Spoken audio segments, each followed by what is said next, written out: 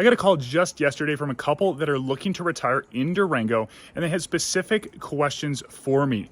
I'm not just going to dive into those specifics, but I'm actually going to bring my parents on camera and go through those questions with them specifically, line by line, have them answer that for you from their perspective, and then also have them go through the way that they kind of compared Durango to other mountain towns, even to other states, and why they landed on Durango. We're going to dive into it right now. All right, I'm here with my dad. And Dad, can you tell everybody just a few of the top reasons you moved to Durango? Sure, John. Thanks for having me on today. Let me tell you a couple of things that really attracted me to Durango were I like the climate here. It has good seasons and plenty of activities to do in each of those seasons, lots of amenities. I felt like there was, we looked at small communities because we like a smaller community. I love the downtown of Durango. It is it's a very comfortable place to just hang, and lots of great restaurants and good places to be. And you know, it has an airport that hits some of the major cities out of Durango that you can get to with either direct flights or connections. Have a regional, I guess you'd call it a regional medical center that is here. What's up, guys? This is Jon Burden over at Woosah Properties here in Durango, Colorado. If you're even thinking about moving to Durango, make sure to give us a call, text, email, days, nights, weekends. We've got your back when it comes to moving to Durango. What are the reasons you like that they have a college? Well, I think, you know, there are a number of reasons. One, which I haven't availed myself of, but if you were wanting to do any continuing education, wanted to pursue any degree programs as just for your own general enrichment or for other purposes, there's avenues for that. The other thing is they bring in a lot of, as I said earlier, it's a venue for cultural exchange. There are programs there that we bring in artists, and it really feels a lot like you're in a larger community because of the type of music and shows that they bring. So I had clients yesterday also asking me just, what is the hospital like? How much do I need to fly to Denver if I need good healthcare? Do I need to go to Albuquerque? Can you touch on that a little bit just from your perspective? The challenge that we've got is that I think the community has a number of really, really good specialists, and then we're lacking in some areas, and so that's the kind of thing that you would want to investigate before you moved here. If you had you know, an area that you really needed care in. So I mean, there are times when we have had to go outside of Durango to get the care we needed for more specialty items than what was offered here in the community. So I think that's a challenge. If you just need basic medical care, I think it's great. I think my primary and my wife's primary are both very good. We like them. Next question I got from clients yesterday. They're kind of similar age, kind of in their mid-60s maybe. If you can speak to people specifically around your age regarding trails and just being able to bike and run and hike. Yeah, there's you know, the great thing about Durango that we like is that in a number of the communities there are already community-based trail systems in place if you live in the right community, you know, or subdivision, right, of Durango or outlying subdivisions. So there's plenty of that to choose from. The city has in-town trail systems that are great. It's a river walk that's 8 to 12 miles depending on where they are in the building process.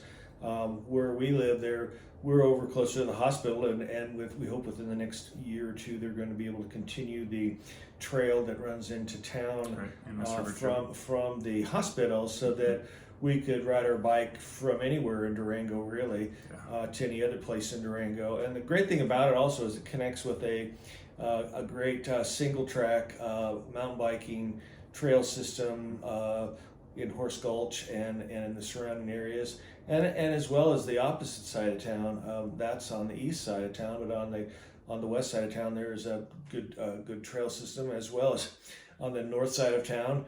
And so I mean, you're surrounded by trails, and you can utilize those trails year round for biking in the summers, and then you know, or running or walking, and then you've got You've got, of course, cross-country skiing or snowshoeing in the winter. Downhill skiing, of course, at Purgatory and Wolf Creek Pass, which is a little bit further away. But I think that, and of course with us, as John, we have the ability to bring our grandkids over here and do some tubing and spending time with the kids, because there are those things available in the community as well as where we live. So Absolutely. It's a great place to be. Definitely. Can you touch on just the difficulty, just real briefly on the difficulty level of some of those trails and how you enjoy them or don't enjoy them? Right. Well, I think, again, I look at it more from mountain biking as opposed to just hiking. Definitely. Because I don't really think that the hiking trails are, just your basic trails that you would encounter if you're going to be going uphill or downhill. So it's not a lot of really, really heavy terrain. I think for mountain biking, there are levels of expertise that, you would have to be able to get on some of them. There are plenty of intermediate and beginning bike trails around here, though, for people that just don't, like me, like to fall and break things, and so or don't have a really a long history of being a mountain biker for years and years, so you know how to navigate those more technical things. Plus, I guess the other thing is, if you really do want to move in that direction, there are plenty of people who, I think, if you were to connect with the biking clubs and the other people who bike in the community, that you could improve your biking skills. And I think with the advent of the e-bike, you'll see, I hope, as we open trails up, that we can use more and more trails with e-bikes, only because it allows us to keep up with, like myself, with this kid here. When we go biking together, it's much better to use an e-bike and let these guys burn off their steam, and I can still, keep up from that perspective. And they have a great ride, and so you go for miles and miles. So really, and then if you're really really adventurous, you throw on your backpack with your fly rod and get on your bike, and you can ride to places or hike in many cases back country and run into tons of really great fishing. Can you zoom back out and kind of go through your decision-making process? Still kind of an overview, but your decision-making process on choosing Durango over a lot of other mountain towns. Right. Well, I think one of the things that we did when we were getting ready for retirement is we sat down and say, okay, what are maybe the 5 to 10 really the highest ranking things that we were looking for in a community, that we said, if this was in this community, this would be a point. And so we sat down and we said, okay, look, obviously most people when they get to be our age want to make sure they have at least health care that is relatively close by. We wanted an airport that we could get in and out of, because at that time none of our kids lived here in this community, and our family was out of state for a lot of other extended relatives. The third thing we looked at is that although we had lived in smaller towns before, we really wanted something that was going to be a real community. It felt like it was actually a town, so that I thought at one point, if we could live in town and be able to walk to everything, that would be like the cat's meow, in the sense that if you had everything within walking distance or biking distance, then hey, you really didn't need to use your car that much, which is really great if that works out in that way. With the real estate the way it is, it's harder to get housing. The availability is harder to get where you really want to be, but there are ways to get around it. I think the fourth thing we looked at was the amenities. I was interested in mountain biking, trout fishing, fly fishing, looking at winter sports, to be able to cross country ski. That's the other great thing about Durango. We lived in another state where the snow was variable. It could be ice, or it could be just really, just so different. And here they've actually got, for regular Nordic skiing, cross-country skiing, they have groomed trails, a trail system even in town, as well as via Cedar Reservoir. Plus, they have wide swatches of that for skate skiers. And if you wanted to snowshoe along the way, you could do that too. So it is really well maintained by a couple of different organizations or clubs, and there's like 2 or 3 venues where you can go and do that. And of course, if you're into backcountry adventure, backcountry skiing or snowshoeing, there's a ton of that.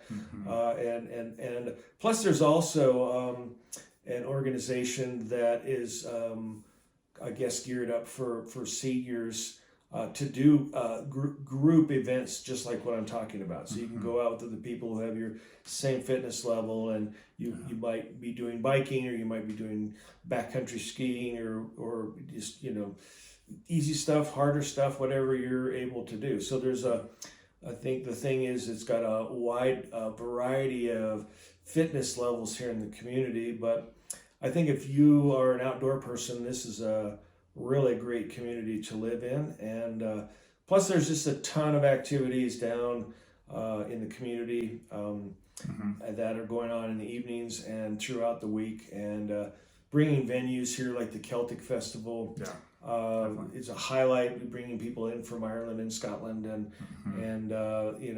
they have. The musicians are top notch. The other thing that was good is that we're only 4 hours away from Albuquerque. So, if we do need to catch a flight, like say we want to go to Hawaii or something, and we want to catch a little less expensive flight, we can just hop on down to Albuquerque, go do that. Great point. You're within a couple of hours of Chuckle Canyon. You're within probably an hour of Mesa Verde. You've got Moab that's just a couple hours away. So there's, and then, and Pagosa, and as you get up in there, there's some really good skiing or fishing up by Creed.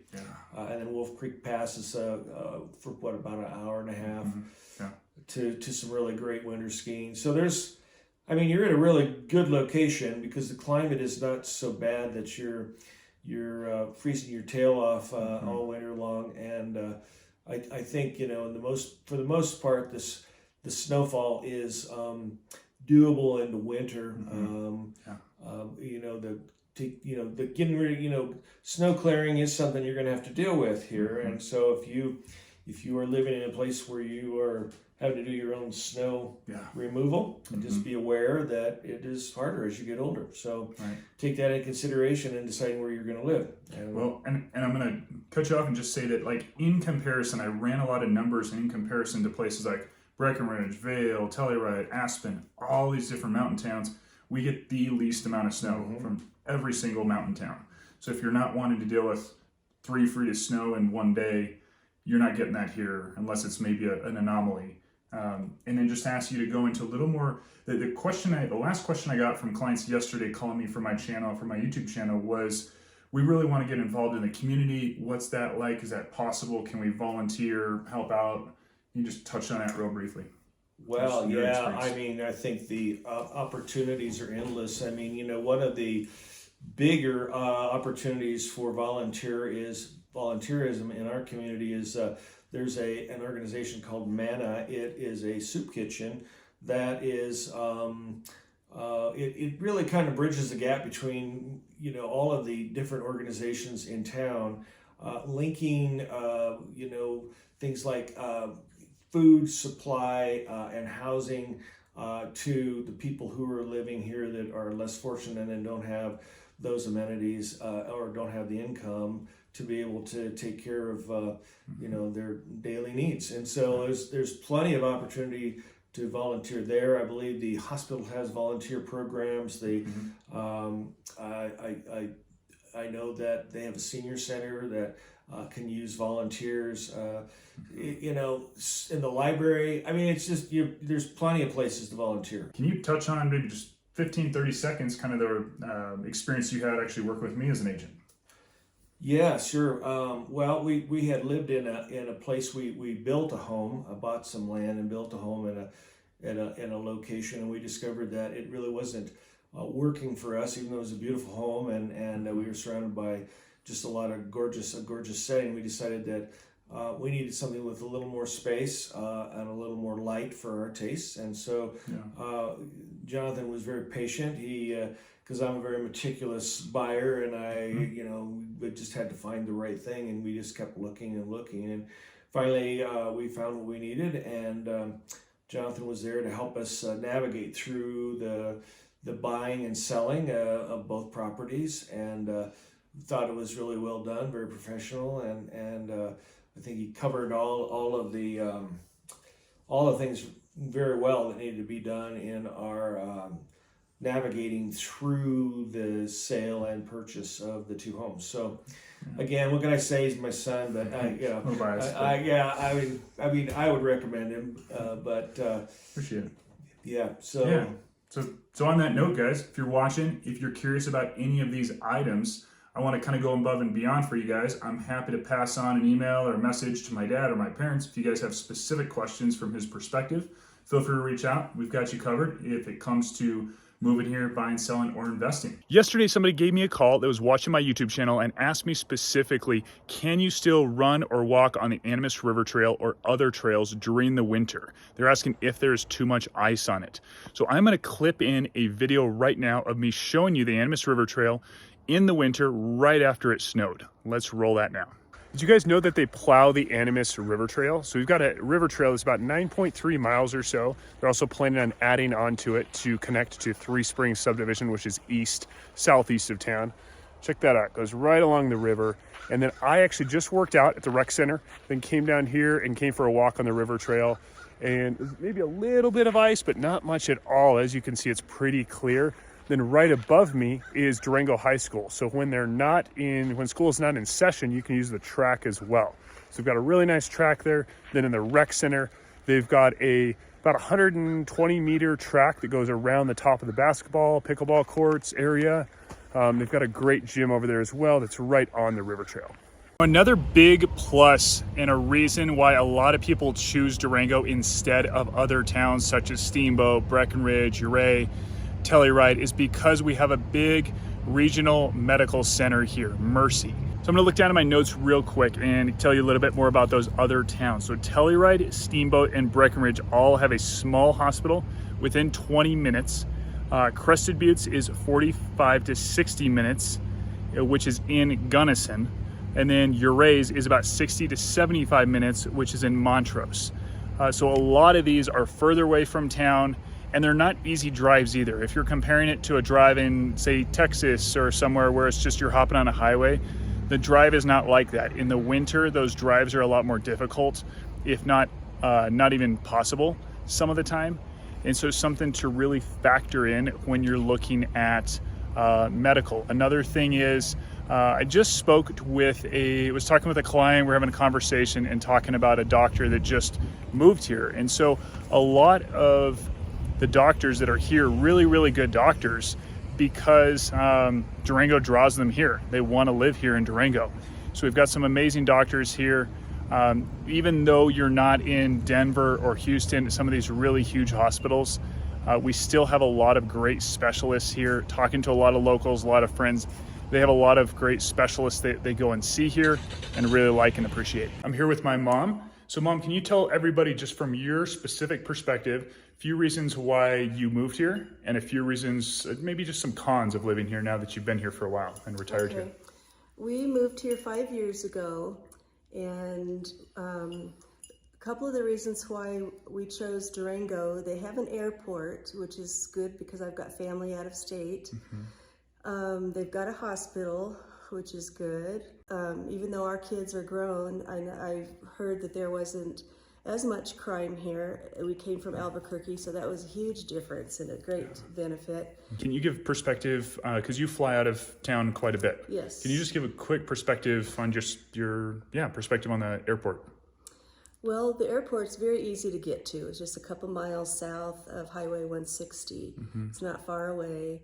And there is American and United that fly into Durango, so that's a plus. We actually moved to a different house last summer because the first one was just a little bit higher in elevation and there's a little bit too much snow for my husband to protect his back and his shoulders. Keep up with the snow. Yeah. So we're still getting snow where we're at now, but It's easier to deal with. There's plenty of people out there who will say, "Hey, pay me, and I'll snow plow your driveway for you." So there's always people around to help with that.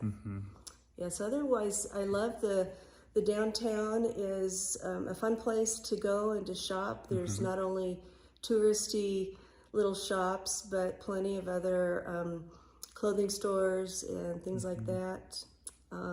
Good restaurants here, and a lot of not very well known delis, smaller places to meet a friend at and stuff. Any specific one that you really like?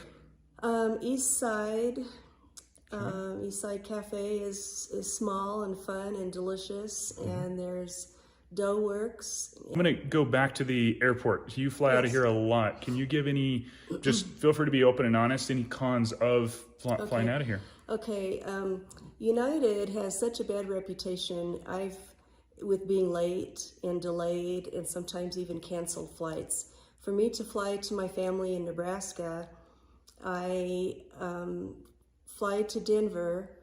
It's about an hour and 15 minutes flying to Denver. Then I change planes to fly on it's called Denver Air Connection, which is fairly new. That one takes me directly to the small town in Nebraska where my family live.